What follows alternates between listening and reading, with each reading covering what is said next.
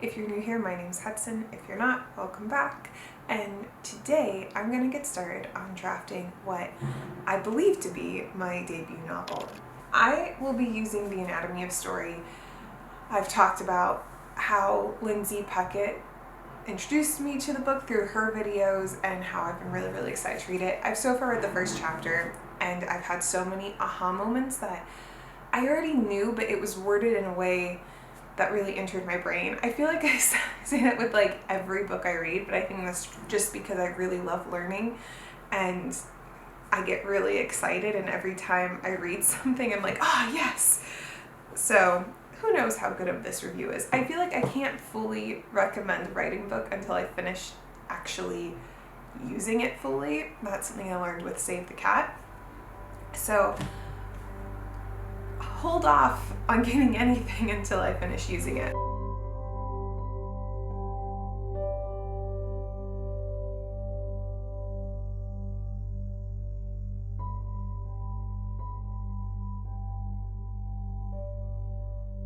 So I tried checking in last night, but the sun was setting, and so I was like, okay, I'm gonna do this quick, but then I realized my battery was dead and it didn't happen. But what I was gonna tell you was this book. Okay, so I'll explain when I type up all my notes, because as you can see, I have a lot of notes. There's even like a second page of notes, as well as my planner has some notes. So chapter 2 is all about finding your premise. And that is one of my struggles within writing, is creating a premise or a summary, because I am a huge fan of convoluted, confusing plots that somehow make sense in the end. Very much like a Charles Dickens. You're reading it and you're like, I have no idea how this all comes together. Then you read that last chapter and you're like, how did I not see this? Those are the type of books I like. So those are the type of stories I like to write. And I can do it. It's just so confusing. And that's why I'm hoping this book helps. But while I was reading it, I was like, oh my gosh, I don't even know what this story's about. I know the catalyst, one could say, and then that's about it. It's not much to go off of. I also know the world. I always see the world before I see the story. As I was going through it, I was like, okay, reading all these examples has to help me figure it out. And all day I kept thinking of great premises, and processes and everything on the list that I need to figure out, but not for the story at hand. I discovered it for my high fantasy, which is good because I finished the first draft in that. I figured it out for a paranormal romance. I figured it out for almost every story except for the one that I need to write. So I'm just writing everything down as I go. Who knows what I'll end up writing by the end of this book. Okay, I'm back. Literally right after I turned off the camera, I got dressed because I need to change out of those clothes. But also, is anyone else like this where they cannot eat in tight clothes? I figure a lot of people have to be like that. I need like billowy, flowy things on my body when I eat, and I like the freedom of a flowy dress. But I finally finished a chapter. I think I may have figured out my premise. Right now I'm just gonna type everything up, and then why don't I show you? All right, so I took the time to type up everything that the premise chapter is about, or at least the mini sections that John Truby teaches. I still don't know how to pronounce his name correctly, so please bear with me. So the first thing you learn about in the book is basically what a premise is. Now, every book on writing talks about what the premise entails. If you are a writer in the sense where you've been writing for a while or have taken classes on it, you should know the definition of this by now. But if you're like me, who has been writing for a while and has taken classes on it and gone to school for it, this is still the hardest part of the whole writing process, the whole story process, in my opinion, just coming up with a premise, because condensing anything is just hard for me.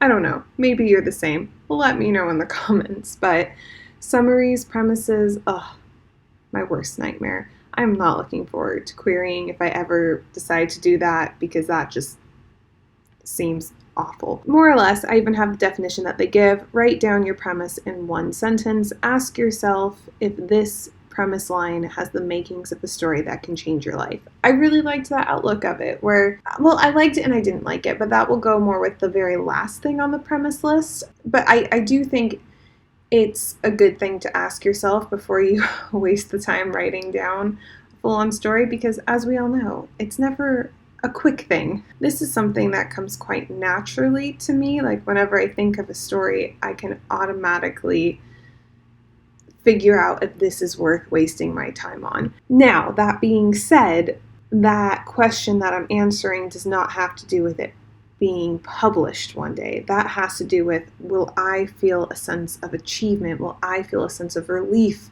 that I have finished this story? That is what answers this question for me. Wait, is premise even spelled correctly here? Hold up.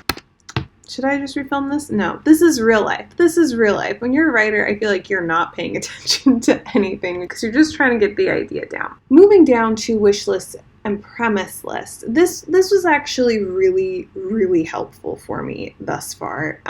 Basically, you just, as it says, you write down everything you want in this story. Not giving too much away, I knew I wanted a creepy old house. That was something that definitely needed to be a part of it. I wanted it in a small town that isn't connected to a big city. And so I found these little elements that I definitely wanted within my story. And through that, it definitely helped kind of narrow down what the story was about, more so than the confusing version of it I had in my head. In turn, it helped with my premise. Now, going down to possibilities. This one was a bit of a difficult one for me to wrap my brain around because I knew the main storyline.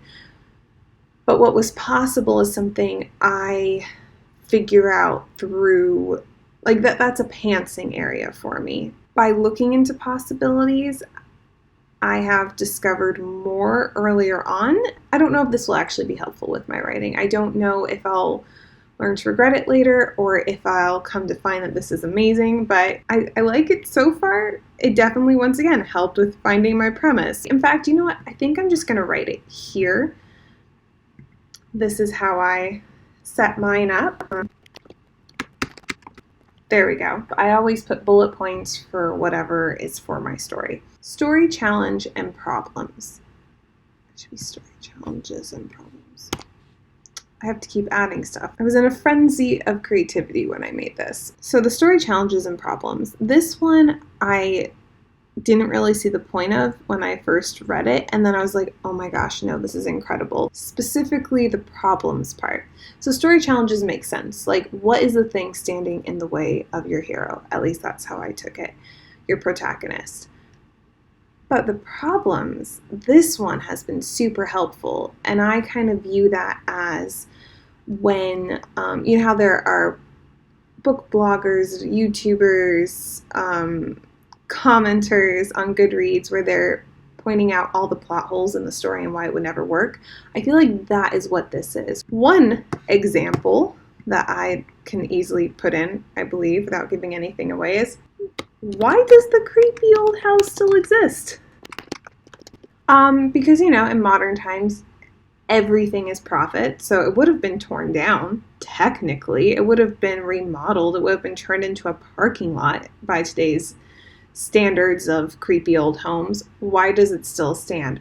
How is it still existing? So I view that as possible problems with the story, and I think through that you can kind of get rid of those plot holes as much as possible. Then we come down to our designing principle. This is very much like that old saying, there are only 3 stories in the world.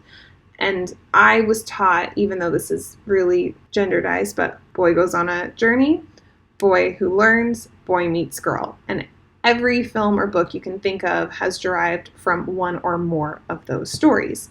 So it's up to you to make it unique. It's up to you to make it interesting or intriguing to the reader at hand. And I like that because it takes away that pressure of you are trying to create a story that is completely original, because it's impossible.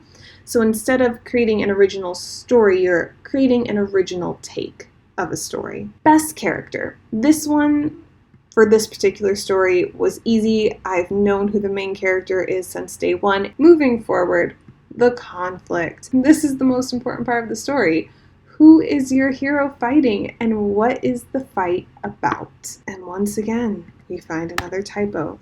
I should really refilm this at this point, because I bet everyone's questioning my writing ability. You have every right to, but let's just say I'm a rewriter, not a writer. The conflict for me, I first thought was really easy to figure out for my story, and I found, once again, like the premise, it wasn't that easy. I have pretty much figured it out by now, but really narrowing down what is a big enough conflict for this story, which goes into basic action. So even though conflict was a bit harder for me to figure out, and premise was extremely hard for me to figure out, by answering all of these questions, it's been easier for me to go back and be like, oh my gosh, I know the answer to conflict. I know the answer to premise. That's a lie. Premise I figured out last, of course. So through this basic action, I feel like it really helped conflict, but what really, really helped me was character change. This one was a huge game changer for me. Let's scroll this one up. So this is action plus weakness equals change, and figuring that out. I knew the action going into it. I didn't really know his weakness, and so because of that, I couldn't figure out what the right change is. So I was able to really, really delve deep into the weakness, and because of that, the change came into existence, and through that, the conflict and basic action was born. Lastly, moral choice. So this is where I believe the weakness comes into play. Personally, the weakness is something that comes up where making this moral choice is difficult, whether or not they choose to make it, and that creates the change. So once again, these are all playing into each other. They're all helping each other out. And then through all of this, my premise was born. I do believe this was helpful. Obviously, I've said this at some point in this video already. I need to actually finish writing a first draft of a story to really be sure if a book has helped me. But so far, I have a premise, a rough premise. So I do think how he laid it all out was helpful. It did take a while. Within this chapter, he said this could take weeks. And I was like, no, I'll finish this in a day. No. I think it's been 2 weeks. It has definitely taken a while. Now, his last one on here is audience appeal. Ask yourself if your premise is likely to appeal to a wider audience. If not, go back to the drawing board. Hey, Editing Hudson here. I just wanted to cut right in and say I'm actually going to answer this question in my upcoming video, because my answer was a little bit lofty compared to this entire video as a whole. That being said, let me know, have you ever read The Anatomy of Story? Have you used it for your past novels? If so, please let me know your thoughts down below, as well as what you think of these questions that the book have posed. I am currently going on a roller coaster with this novel, so there are a lot more vlogs like this to come. So if you're into this, please like or subscribe, and once again, let me know what you thought, and yeah, I guess I'll see you in the next one. Bye.